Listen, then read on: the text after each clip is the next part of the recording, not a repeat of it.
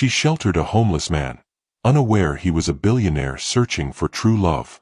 Part 3. 5 years after James St. Patrick chose love over billions, life had given them everything money couldn't buy. 2 beautiful children, a love that deepened with every sunrise, and a legacy built on kindness rather than conquest. But when a crisis threatens to destroy the foundation they've built, when old enemies resurface with vengeance in their hearts, and when a diagnosis turns their world upside down, Tasha and James will discover that their greatest test isn't surviving poverty or wealth. It's surviving the moments when love demands everything you have and asks if you're willing to give even more. This is the story of what happens after happily ever after, when real life crashes through the fairy tale and 2 people must choose, again and again, to fight for the love they've built and the family they've created. Hello, beautiful souls. Welcome back to Soul and Heart Stories, and if you're new here, welcome to the family. We are absolutely thrilled to have you here today because we've got something truly special for you. This is a story that will touch your heart, make you believe in love again, and remind you that it's never too late for a second chance at happiness. Before we dive in, we want to know, where in the world are you watching from right now? Drop your city, state, or country in the comments below. We love connecting with our global family, and it always amazes us to see how love stories unite us all, no matter where we are. And if you haven't already, please hit that subscribe button and turn on notifications so you never miss another beautiful story like this one. Trust us, you don't want to miss what's coming next on this channel. Now, settle in, grab your favorite drink, and prepare your heart for a journey. This story is about passion, persistence, and the kind of love that refuses to give up, even when the world says it's impossible. Let's begin. The morning sun filtered through the curtains of their Kaioa island home, painting everything in shades of gold. Tasha stirred awake to the sound she'd come to cherish most in the world, her 3-year-old daughter Maya's laughter echoing from somewhere downstairs, followed by James's deeper chuckle. At 43, Tasha had never imagined this life. She rolled over in their bed, the one they'd picked out together, arguing playfully about firmness and thread count, and stretched, feeling the pleasant ache of yesterday's bakery work in her muscles. Through the monitor on the nightstand, she could hear their son Julian, just 8 months old, cooing contentedly. 5 years of marriage. 2 children. And somehow, impossibly, she loved James more now than she had on their wedding day. She found them in the kitchen, James at the stove, Maya perched on the counter beside him, both of them covered in flour. Their daughter had inherited her mother's brown skin and James's gray eyes, a combination so striking that strangers often stopped to comment. She was wearing her favorite princess dress, purple with far too many sequins, and had flour in her curly hair. "Mama!" Maya squealed, reaching out with flour-covered hands. "We making pancakes. Daddy says I'm a excellent cook."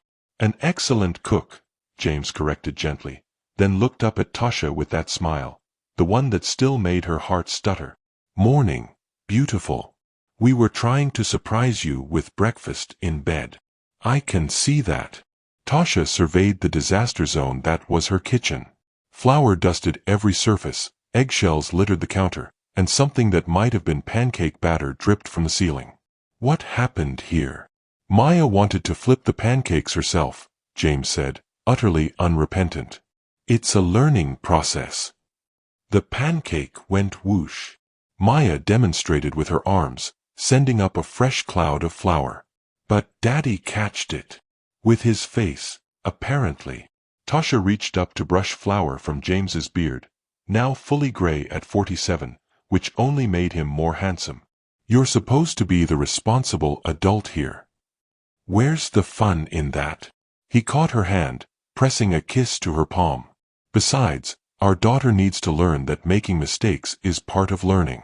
And that pancakes are forgiving." Tasha melted into him, breathing in the scent of him mixed with vanilla and flour.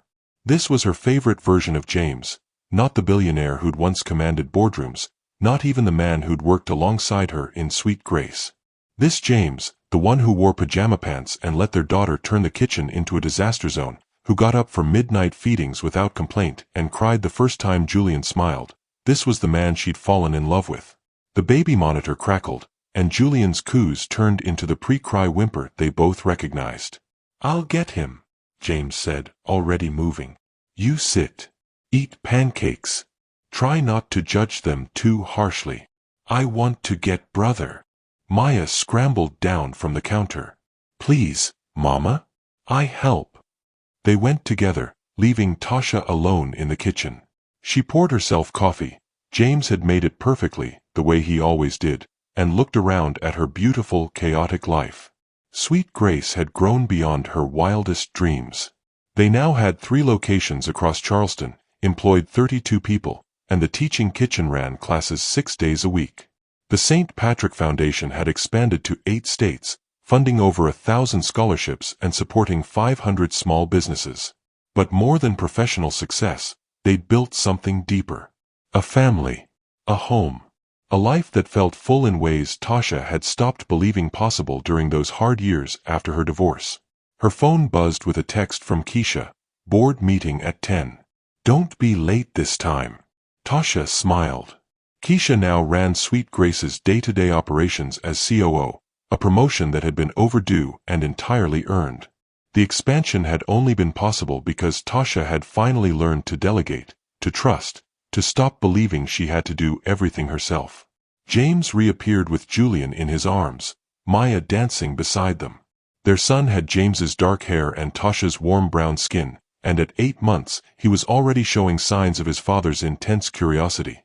Constantly reaching for everything, studying the world with solemn gray eyes.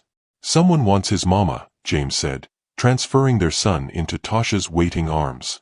Julian immediately latched onto her, and Tasha felt that surge of fierce love that still surprised her with its intensity. She'd been terrified during her pregnancy with Maya, convinced she'd somehow fail at motherhood the way she'd once believed she'd failed at marriage. But James had been there for every moment, every midnight fear, every morning sickness, every contraction, holding her hand and reminding her that they were doing this together. Mama, you have to eat pancakes. Maya insisted, tugging on Tasha's sleeve. We made them so good. The pancakes were, objectively, terrible, undercooked in the middle, burnt on the edges, with mysterious lumps that might have been unmixed flour. Tasha ate 3 and declared them the best she'd ever tasted, because the joy on her daughter's face was worth any number of imperfect pancakes.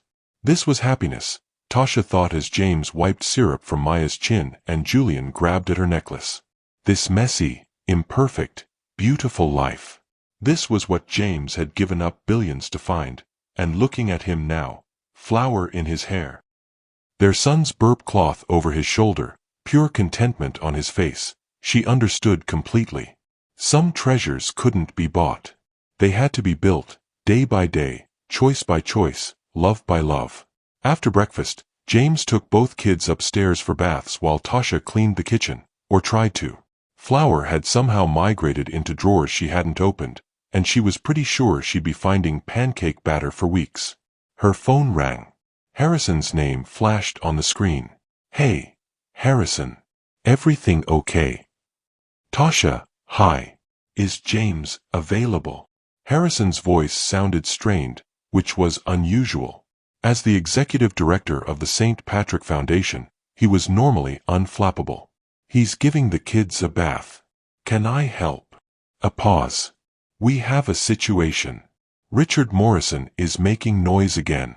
There's a board meeting scheduled for Sentinel next week, and he's calling for a review of James's original exit agreement. Claims there were irregularities, that James violated non-compete clauses with the foundation work. Tasha's stomach dropped. Richard Morrison, the man who'd confronted James in Sweet Grace 5 years ago, who'd tried to use Emma's memory as a weapon. They'd thought he was out of their lives for good after his own company imploded. That's ridiculous. The foundation is completely separate from Sentinel's business. I know. Our lawyers know. But Morrison has been rebuilding his reputation, and he's aligned himself with some board members who never forgave James for stepping down. Harrison sighed. He's not going to win, but he can make things expensive and messy. I wanted James to know before it hits the news. Thank you. I'll tell him. After hanging up, Tasha stood at her kitchen window, looking out at the garden Emma had designed. In 5 years, they'd faced challenges. Julian's birth had been complicated, requiring an emergency C-section that terrified them both. Maya had spent 3 days in the hospital with pneumonia at 18 months. Money had been tight in the beginning, before Sweet Grace's expansion, when they were living on Tasha's salary and careful savings. But they'd never had to face malice. Never had someone actively trying to hurt them. James appeared in the doorway, hair damp from the kids' bath, both children in pajamas despite it being mid-morning. Maya chose everyone's outfits, he said by way of explanation. Including mine. He was wearing a suit jacket over his pajama pants and one of Maya's clip-on bow ties. Julian wore a onesie with a tuxedo printed on it. Maya herself had on her princess dress, apparently exempt from the pajama requirement. Harrison called, Tasha said, hating to shatter the light-hearted moment. Richard Morrison is trying to challenge your exit agreement. She watched James process the information, saw his expression shift from content father to strategic thinker, a transformation she'd witnessed countless times but never got used to. This was the man who'd built a billion-dollar empire, and that particular skill set never fully went away. What's his angle? Non-compete violations with the Foundation. That's baseless. We specifically structured the Foundation to avoid any overlap with Sentinel's business. James ran a hand through his damp hair. But it doesn't have to have merit to be expensive and distracting. Daddy sad. Maya, perceptive as always, picked up on the shift in energy. No, sweetheart. James scooped her up. Just thinking about grown-up stuff. Nothing for you to worry about. But Tasha saw the tension in his shoulders, the way his jaw tightened. She knew that look. It was the same expression he'd worn 5 years ago when he'd walked away from Sentinel, determined, but carrying the weight of difficult choices. That evening, after the kids were in bed, they sat together in the living room. James had been quiet during dinner, withdrawn in a way that worried Tasha. Talk to me, she said, curling into his side on the couch. Morrison doesn't have a case. Our lawyers will tear apart his arguments, and the board will side with us because our exit agreement was airtight. James stared at the ceiling. But he knows that. This isn't about winning legally, it's about hurting us publicly. Making me look like I abandoned Sentinel irresponsibly, suggesting the Foundation is some kind of tax dodge or ego project. People who know you know better. Do they? Tasha, I walked away from a company I built. Even people who supported my decision think it was reckless on some level. Morrison's going to play into that narrative, suggest I'm unstable, that I put my personal desires over my responsibilities. You put your mental health and happiness over killing yourself for other people's profits. There's nothing unstable about that. James pulled her closer. I know that here, he tapped his head. But after 5 years of peace, of building this life with you, I'd forgotten how vicious that world can be. How much people who feel entitled to your life will punish you for choosing yourself. Then we fight back. It's not that simple. A legal battle could take years, cost millions. And every day of it, we'd be in the news, our lives dissected, our choices questioned. Maya and Julian would grow up with photographers following them, with other kids asking why their daddy was in the papers. Tasha heard the real fear beneath his words. James had spent 5 years giving their children a normal childhood, one where they played in flower, wore princess dresses to breakfast, and didn't know their father was famous. Where they understood community and kindness, not wealth and privilege. So what do we do? I don't know yet. James pressed a kiss to her forehead. But I promise you this, whatever we decide together. No more running away. No more making big choices alone. We're a team. Always. They sat in silence, holding each other, while outside their beautiful home, the first storm clouds of a battle they'd hoped never to fight began gathering on the horizon. The article appeared 3 days later, splashed across the business section of every major publication. St. Patrick's second abandonment, Tech Billionaire's Foundation under scrutiny. Tasha read it at Sweet Grace's downtown location, her hands shaking with rage. The piece was a masterclass in innuendo, technically factual but twisted to paint James as a flighty dilettante who'd walked away from real responsibilities to play at charity work. It mentioned their marriage, described Tasha as a former struggling bakery owner who'd benefited substantially from James's investment. It questioned whether the St. Patrick Foundation was actually helping people or just providing James with a vanity project and tax shelter. Worst of all, it included photos. James and Tasha at a foundation gala. Maya and Julian playing in their front yard. Their home, their family, their private life, suddenly public property again.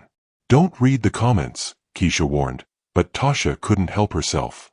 Once a quitter, always a quitter. Must be nice to play at poverty when you've got billions in the bank. His wife is clearly a gold digger. Look at the timeline. She helped him when he was vulnerable, and now she's got access to his fortune. Those poor kids, growing up with an unstable father. Tasha closed her laptop before she could read more, but the damage was done. Strangers were discussing her marriage, her motivations, her children. The beautiful, private life they'd built was being torn apart by people who'd never met them, who knew nothing about the reality of their love. Her phone buzzed incessantly. News outlets requesting interviews. Friends from her past suddenly wanting to reconnect. Customers asking if the foundation was legitimate. One particularly vicious blogger had already written a piece titled "The Homeless Billionaire's Savior Complex," complete with photos of James from his 3 months on the streets. "We need to respond," Keisha said firmly. "Issue a statement, do an interview, something. We can't just let them control the narrative. James doesn't want to engage. He says it'll only make it worse. And what do you think?"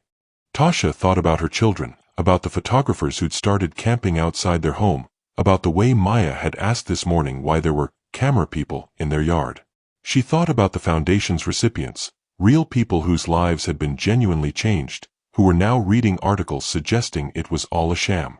"I think silence looks like guilt. But I also think James has been through this before, and maybe he knows better than I do how vicious the media can be." That evening, things escalated. A news van parked outside their home. A reporter actually knocked on their door during dinner, shouting questions through the wood about whether James was fit to be a father, given his history of abandoning responsibilities. Maya started crying. Julian picked up on the tension and wouldn't stop fussing. And Tasha watched her husband, the man who'd found peace, who'd learned to sleep through the night without nightmares, who'd built a life of purpose and meaning, slowly being dragged back into the hell he'd worked so hard to escape. "That's it," James said quietly, his voice deadly calm. "We're leaving." "What?" "Pack bags for you and the kids. We're going to the cottage in the mountains, the one the foundation uses for retreat planning. No one knows about it except Harrison, and he won't tell a soul." James was already moving, that CEO decisiveness coming back like muscle memory. "I won't have our children traumatized by this circus." "James, we can't just run." "Why not? I've run before. It worked out pretty well for me." He cupped her face in his hands. "Tasha, I have spent 5 years learning that there's no shame in choosing peace over conflict, in protecting what matters instead of defending what doesn't. Our family matters. Our kids' sense of safety matters. Richard Morrison's vendetta doesn't matter at all. But the foundation. Harrison can handle it. Our lawyers can handle the legal stuff. And in a month, when there's some new scandal, the news cycle will forget all about us." James pressed his forehead to hers. "Please. Let me protect our family the only way I know how." Tasha wanted to argue that running wasn't the answer, that they should stand and fight, that giving Morrison the satisfaction of disrupting their lives was letting him win. But she looked at her children, Maya hiding behind the couch, Julian wailing in his playpen, and knew James was right. Some battles weren't worth fighting. Some victories weren't worth the cost. They packed in silence, throwing clothes and necessities into bags while James called Harrison to arrange everything. Within 2 hours, they were on the road, heading toward the Blue Ridge Mountains and a cottage Tasha had only seen in photos. Maya fell asleep in her car seat, exhausted from crying. Julian nursed and dozed, finally calm. And Tasha watched her husband drive through the darkness, his jaw set, his hands tight on the wheel, and wondered how they'd gone from making pancakes in their kitchen to fleeing their own home in less than a week. "I'm sorry," James said quietly, once the kids were asleep. "I promised you a life of peace, a normal family, and instead..." "Stop. None of this is your fault, isn't it? Everything Morrison is doing, every article, every photographer, it's all because of who I was, what I built. You and the kids are collateral damage in a war I started when I chose to walk away from Sentinel. You chose yourself. You chose us. There's no shame in that, and I won't let you apologize for the best decision you ever made." Tasha reached across the console to take his hand.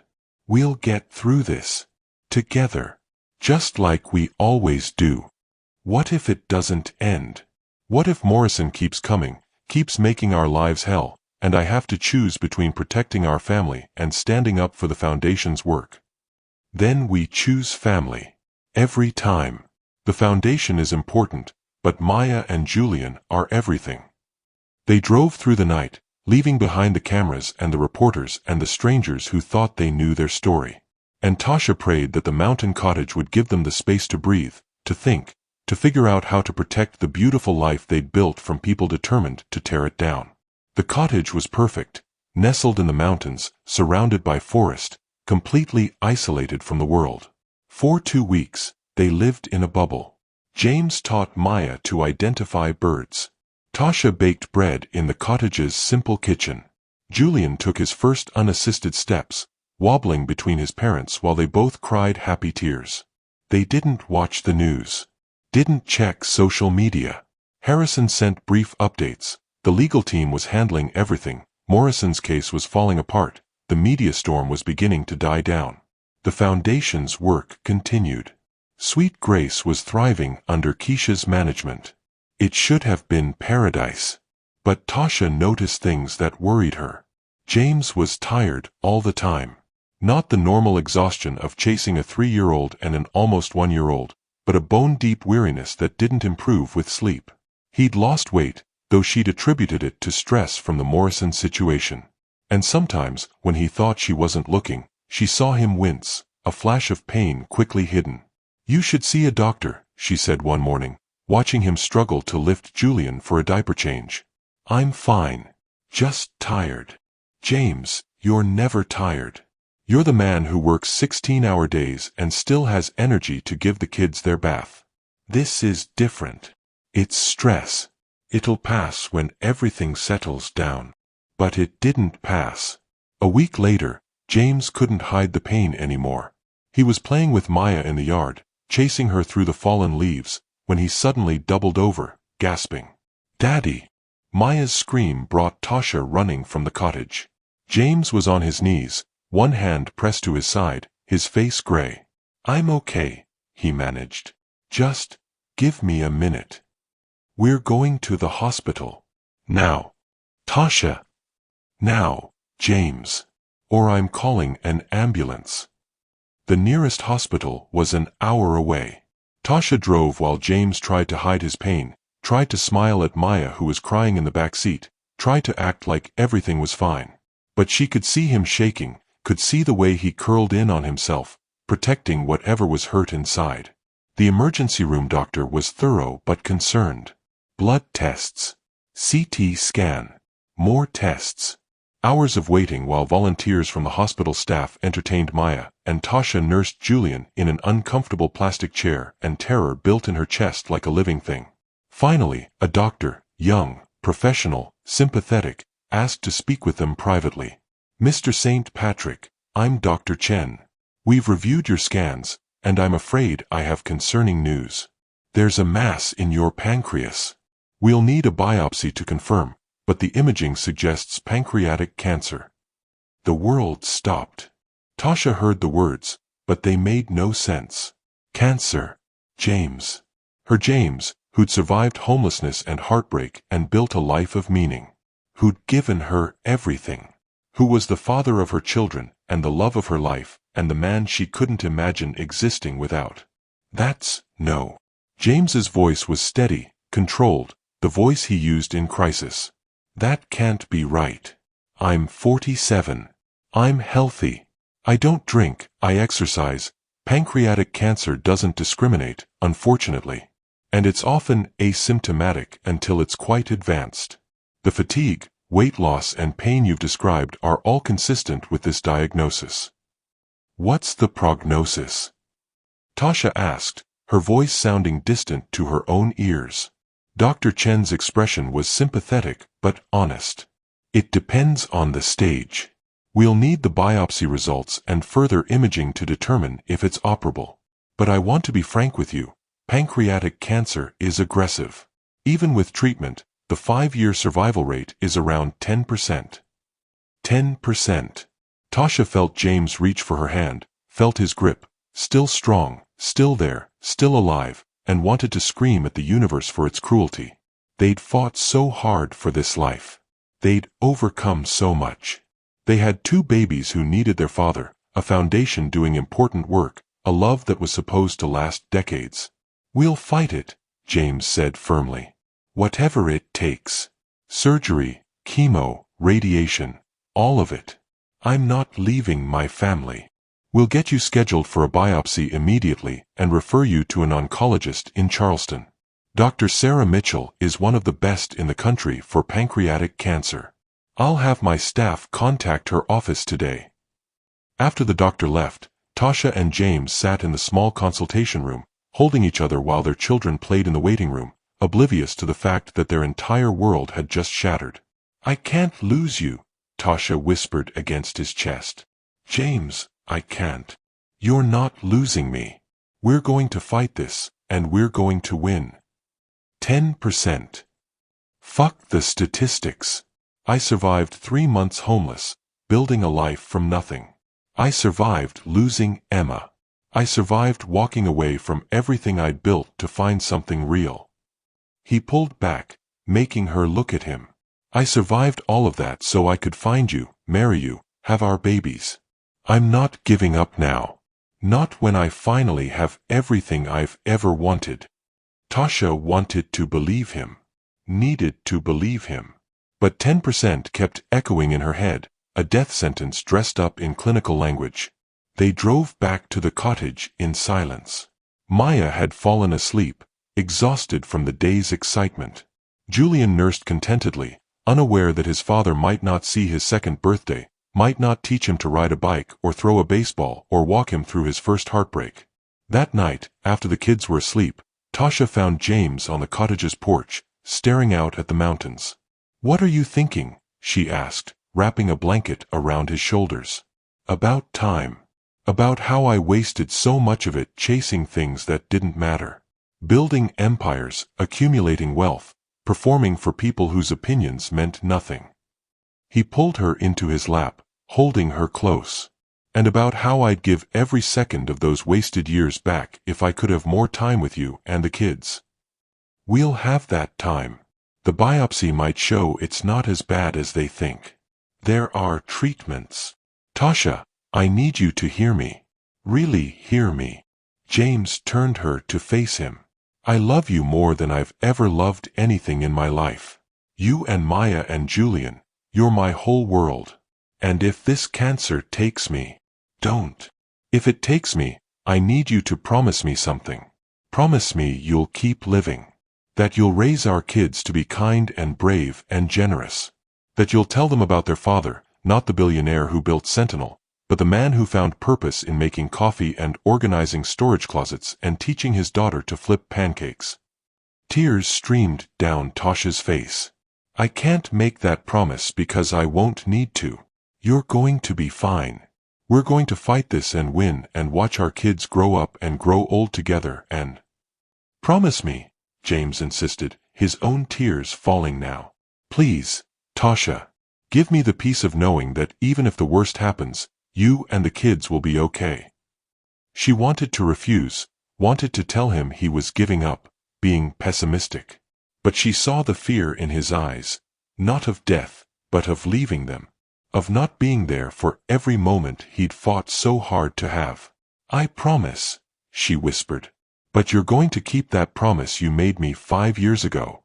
The one about growing old together and being the annoying couple that still holds hands at 80. Remember. I remember. Then fight, James. Fight like hell. Because I'm not ready to let you go. I will. For you, for Maya, for Julian. I'll fight with everything I have. They held each other on that mountain porch while the stars wheeled overhead and their children slept peacefully inside, and the future they'd been building suddenly became terrifyingly uncertain. The biopsy confirmed Dr. Chen's fears: pancreatic adenocarcinoma, stage 3. Operable, but advanced enough that surgery alone wouldn't be enough. Dr. Mitchell, the oncologist, laid out a battle plan: chemotherapy to shrink the tumor, followed by surgery, followed by more chemotherapy. The next year is going to be hard, she said bluntly. You'll be sick from the chemo. The surgery is major. Recovery is slow. But you're young, otherwise healthy, and determined. Those factors matter. They moved back to Charleston to be near the hospital. Harrison and the foundation team rallied around them, taking over all non-essential work so James could focus on treatment. Keisha managed Sweet Grace while Tasha tried to hold their family together. The first round of chemotherapy was brutal. Tasha watched the man she loved, strong, vibrant James, become a shadow of himself. The nausea was relentless. Food tasted like metal. He lost more weight, his hair, his energy. There were days he couldn't get out of bed, days when the pain was so bad he could barely speak.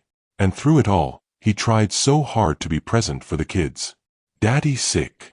Maya would ask, her little face scrunched with worry as she patted James's hand. "Just a little, sweetheart. But I'm getting better. You need medicine?" "I'm taking lots of medicine. And you know what the best medicine is? Your hugs." Maya would crawl into bed with him, careful of his foreport, and hug him so gently, like she knew he was fragile. And James would hold her, tears streaming down his face, whispering how much he loved her. Julian was too young to understand, but he knew something was wrong. He became clingy, crying when James couldn't hold him, reaching for his father with chubby hands that broke Tasha's heart every time. 3 months into treatment, the doctors assessed progress. The tumor had shrunk significantly, enough that surgery was now viable. There was a date, December 15th. The Whipple procedure, Dr. Mitchell called it. 12 hours of surgery to remove the tumor, part of James's pancreas, and surrounding tissue. The surgery is risky, Dr. Mitchell warned. Complications include bleeding, infection, diabetes. Recovery can take 6 months to a year. But if we get clear margins, if we remove all the cancer, your prognosis improves significantly. What are we talking about? Numbers? James asked. With clear margins and adjuvant chemo, we could see 5-year survival rates around 30 to 40%. Without surgery, we're looking at months, not years. 30 to 40%. Better than 10, but still terrifying. The night before the surgery, their families gathered. Tasha's mother, who'd been a rock through everything, helping with the kids and keeping the household running. Harrison and his wife.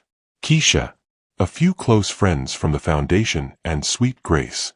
James was in good spirits, better than he'd been in weeks. The chemo had stopped 2 weeks earlier to give his body time to strengthen for surgery, and with the poison out of his system, he almost looked like himself again. "I want to say something," he announced at dinner, his voice clear despite his frailty. "To all of you. For 5 years, you've supported Tasha and me as we built this crazy, beautiful life. You've celebrated our highs and carried us through our lows. And now, when things are hardest, you're still here. That means everything." "We love you, man," Harrison said, his voice thick. "You're going to beat this." "Maybe. Maybe not. But either way, I need you all to promise me something." James looked around the table. "If something goes wrong tomorrow." "James," Tasha started, but he took her hand. "If something goes wrong, I need you to take care of my family. Not financially, that's handled. But emotionally. Tasha is going to need help. Maya and Julian are going to need people who knew their father, who can tell them stories about him, who can help them understand who he was. Promise me you'll be there for them. There wasn't a dry eye at the table. Everyone promised. And Tasha felt both comforted and devastated, grateful for their community while hating that it was needed. That night, after everyone left and the kids were asleep, Tasha and James lay together in their bed. "I'm scared," James admitted. "Not of dying, exactly. But of not being there for you and the kids. Of missing Maya's first day of school, Julian's first words, your face when you wake up every morning. Then don't miss them. Come back to me tomorrow. Fight through the surgery, fight through recovery, fight through whatever comes next. We need you, James. I need you. I'm going to try. God, I'm going to try so hard." He pulled her close. "But if something happens, nothing's going to happen. I need you to know that these 5 years with you have been the happiest of my life. Building Sweet Grace, starting the foundation, our wedding, Maya's birth, Julian's birth, every moment has been a gift I never thought I'd get. You saved me, Tasha. Not just that night in the alley, but every day since. You showed me what love really looks like. You saved me too. You showed me I could trust again, love again, build something beautiful from broken pieces." Tasha kissed him, tasting salt from both their tears. "And tomorrow, you're going to wake up from surgery, and we're going to keep building. 4 decades. Until we're the annoying old couple holding hands at 80, remember?" I remember. They made love that night, gently, carefully, James's body fragile but his love infinite. And afterward, they held each other until dawn, memorizing the feel of each other's heartbeat, just in case. The surgery lasted 14 hours. Tasha waited in a private room with her mother, Harrison, and Keisha. Maya played with toys, oblivious. Julian napped in his grandmother's arms. And Tasha counted every minute, every second, wondering if James was still alive, if his heart was still beating, if she'd ever hold him again. Dr. Mitchell appeared at hour 12, still in her scrubs, exhausted but smiling. "He made it through. We got clean margins, removed all visible cancer. He's in recovery now, stable but critical. The next 72 hours will tell us a lot about how his body's handling the trauma, but so far, he's doing better than expected." Tasha's knees gave out. Her mother caught her, holding her while she sobbed with relief and terror and exhaustion. "When can I see him? Give us an hour to get him settled in ICU, then you can sit with him. But he'll be unconscious for a while." The surgery was rough. That hour felt like years. But finally, Tasha was allowed into the ICU, into the sterile room where James lay surrounded by machines. He looked so small, so fragile. Tubes and wires covered him, monitoring every function. But his chest rose and fell, steady and sure. He was alive. Tasha took his hand, the one without and for, and pressed it to her cheek. "You did it, baby. You made it through. Now you just have to heal. Come back to me." For 3 days, James hovered between consciousness and unconsciousness. Sometimes he'd wake, recognize her, squeeze her hand. Other times he was delirious from the pain medication, talking to people who weren't there, reliving moments from his past. On the 4th day, he woke up clearly, fully present. "Hey," he croaked, his voice wrecked from the breathing tube. "Hey yourself." Tasha was at his side instantly. "How do you feel?" "Like I was hit by a truck." "Did we win?" "Clean margins. They got all the cancer they could see." James closed his eyes, tears leaking out. "Thank God. How long have I been out?" 4 days. "The kids are asking for you. Your mother wants to bring them by later, if you're up for it." "I want to see them. Need to see them." Maya was hesitant when she first entered the ICU room, frightened by all the machines. But when James whispered, "Come here, sweetheart," she climbed carefully into the bed, curling into his side like she used to when she was littler. "Daddy's all better now?" she asked hopefully. "Not quite yet. But I'm getting there. Thanks to all your hugs. They were very powerful medicine." Julian, not understanding anything except that his father was back, giggled and reached for James with grabby hands. Tasha held him close enough that James could touch his son's soft hair, could kiss his forehead. "My beautiful family," James whispered. "I'm going to get better. I'm going to be here for all of you. I promise." And watching him with their children, seeing the determination in his eyes despite the pain racking his body, Tasha believed him. Recovery was slow, agonizing. There were setbacks, infections, complications with his new digestive system, pain that sometimes made James weep. But there were also victories. The first time he walked the hospital hallway. The first real meal he kept down. The day they removed the last drain from his abdomen. 6 weeks after surgery, he came home. Their house had been transformed. Friends had decorated for Christmas, a tree in the living room, lights strung everywhere, stockings hung for all 4 of them. Maya had made dozens of welcome home cards, taped to every surface. Even Julian had contributed scribbles that Tasha's mother swore were very artistic. "Welcome home, Daddy," Maya shouted, throwing herself at James's legs. "Careful, sweetheart," Tasha warned, but James just laughed, the first real laugh she'd heard in months, and carefully scooped Maya up. "I missed home. I missed you. I missed everything." That night, tucked into their own bed for the first time in 2 months, James held Tasha close. "I kept thinking, in the hospital, about that night 5 years ago. When you found me in the alley and brought me home.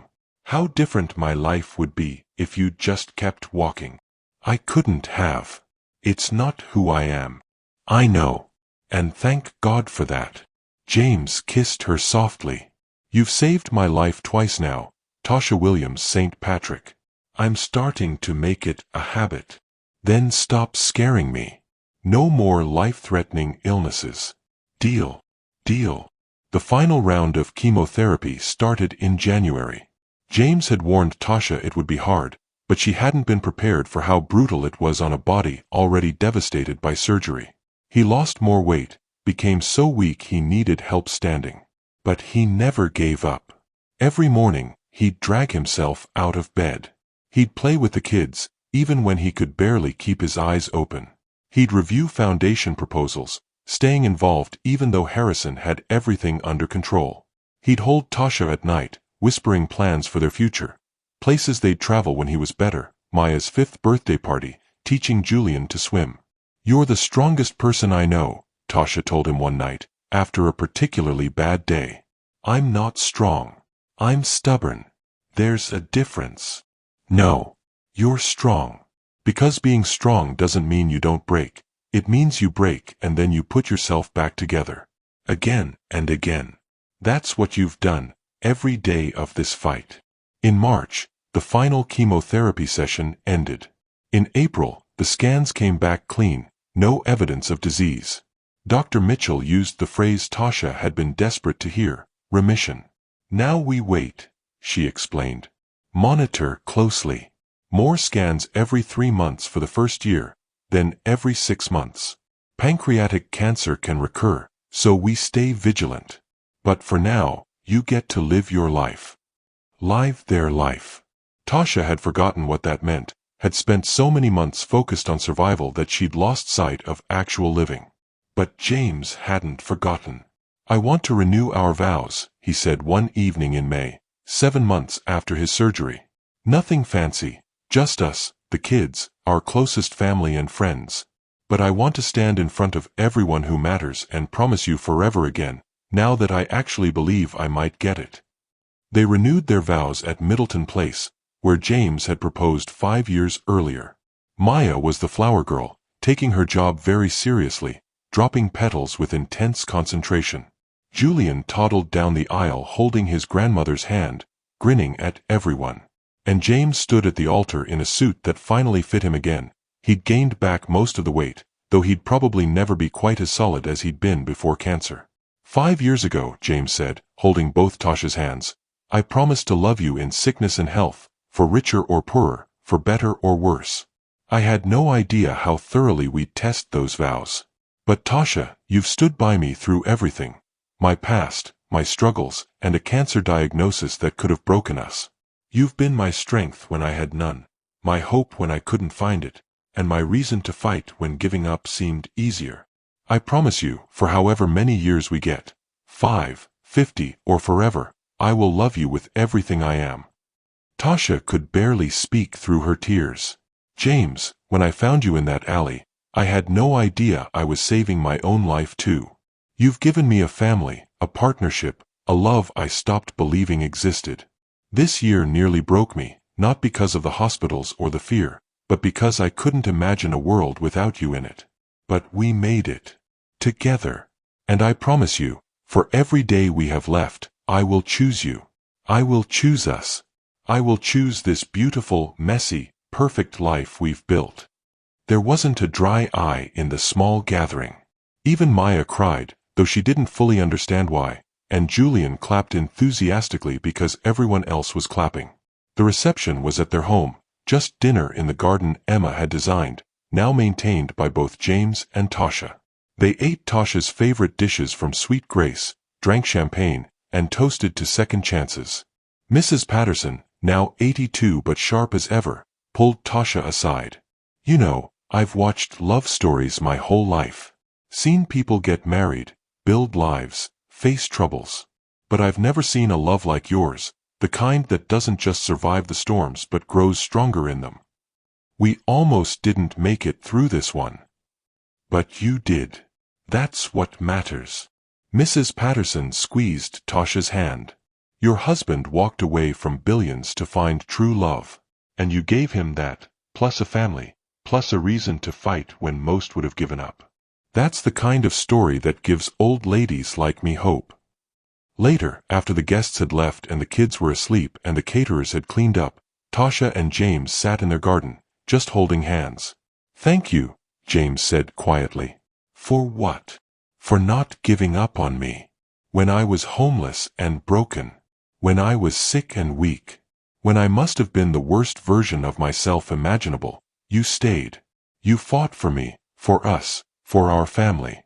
I don't know what I did to deserve you, but I'm grateful every day that you walked down that alley 5 years ago. You deserved kindness. You deserved love. You deserved someone who saw you, not your money or your past or your potential, but you. The man who cries during bread documentaries and lets our daughter put bows in his hair and fights for every extra day with his family." Tasha leaned against his shoulder. "I love you, James St. Patrick. Not in spite of everything we've been through, but because of it. Because we've proven our love can survive anything." "Anything," James agreed. "Though I'd really like to not test that theory again for a while." "Agreed.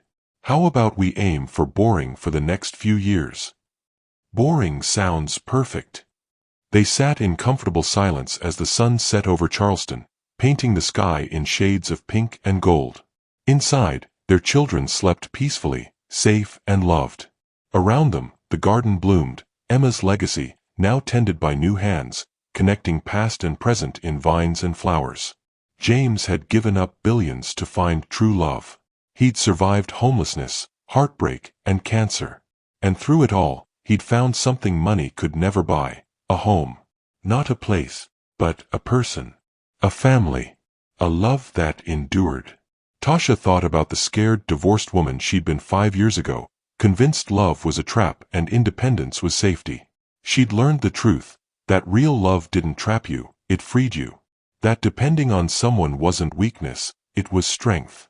That the greatest gift wasn't doing everything alone, but building something together that neither could create alone. They'd built a family, a foundation, a life of meaning and purpose. And they'd done it by choosing each other, every single day, through every storm and sunshine and ordinary moment in between.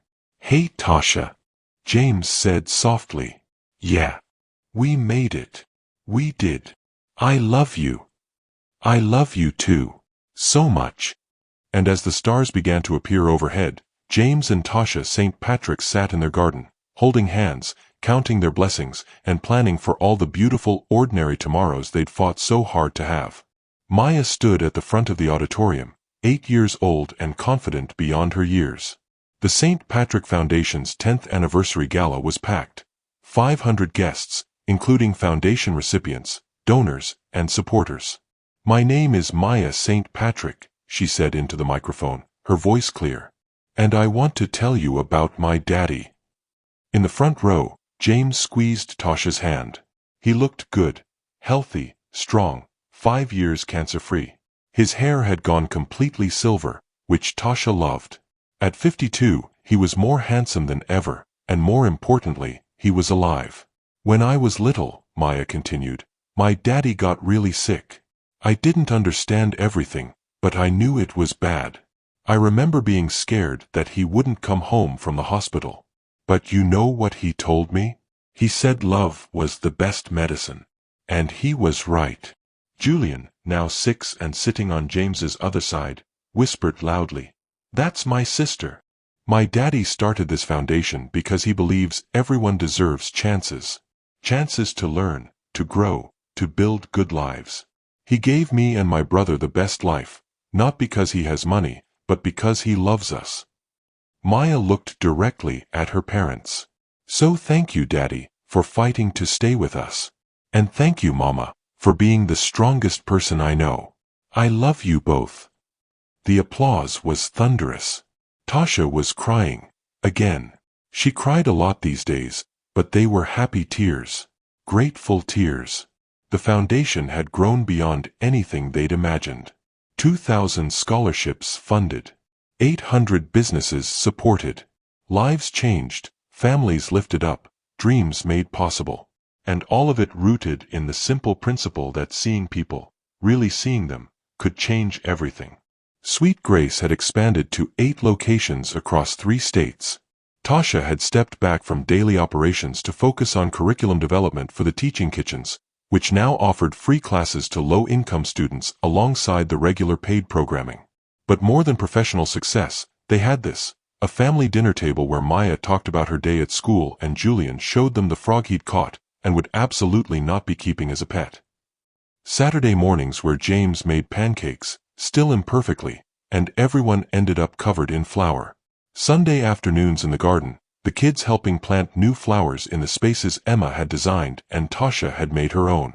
They had scars, literal and metaphorical. James's abdomen was crisscrossed with surgical marks. Tasha had gray hair now, earned from months of fear and stress. But they also had joy. They had each other. They had a love that had been tested and proven and emerged stronger. That night, after the gala, after the kids were asleep, James and Tasha stood on their bedroom balcony, looking out at the ocean. 10 years since I walked away from Sentinel, James mused. Best decision I ever made. Even with everything that came after. Morrison, the cancer, all of it. Especially because of all that. Those challenges proved what we had was real. That our love could survive anything. He pulled her close. I used to think happiness meant avoiding pain. Now I know happiness means having someone to face the pain with. Someone who stays. I'll always stay. I know. Just like I'll always come back to you. James kissed her softly. You know what I was thinking about today? What? That night in the alley. How cold I was. How lost. How close I came to not knocking on your door, to just staying there and giving up. He touched her face gently. Everything good in my life comes from that moment when you chose kindness over fear. When you saw a homeless stranger and thought, I can help him, instead of, that's not my problem. You would have done the same for me. Maybe. But you did it first. You saved my life, Tasha. Multiple times. In multiple ways. And I get to spend the rest of my life being grateful for that, loving you, raising our kids, and trying to pay forward the kindness you showed me. Below them, Charleston slept, beautiful, historic Charleston where their love story had begun. Where a baker had sheltered a stranger. Where a billionaire had found true love. Where 2 people had built something that proved wealth couldn't be measured in dollars, only in moments of connection, grace, and chosen family. Tasha thought about the woman she'd been 10 years ago, guarded, scared, convinced she had to do everything alone. And she thought about who she'd become: a wife, a mother, a business owner, a fighter. Someone who'd learned that opening your heart was the bravest thing you could do, and that love, real, tested, enduring love, was worth every risk. I love you, James St. Patrick. Former billionaire, current best husband and father, permanent love of my life. I love you too, Tasha St. Patrick. Baker, dreamer, the woman who saved a homeless stranger and ended up saving them both. They stood together on their balcony, holding each other under the stars, counting blessings and making plans and living proof that sometimes the greatest treasures come disguised as the simplest choices. One act of kindness on a rain-soaked night. One decision to see someone, really see them. One choice to love and keep loving through every storm and sunshine. That's how empires fall and families rise. That's how strangers become soulmates. That's how true love isn't found, it's built, day by day, choice by choice, moment by precious moment. And James and Tasha St. Patrick had built something that would last forever, not in buildings or bank accounts, but in the hearts of their children, the lives they'd touched, and the love that proved, beyond any doubt, that the richest life is the one filled with people who choose to stay. The end. Don't forget to subscribe, like, and comment your favorite moment from this incredible love story. What touched your heart most? James's fight against cancer, Tasha's unwavering strength, or their beautiful family? Share your thoughts below. Red Heart.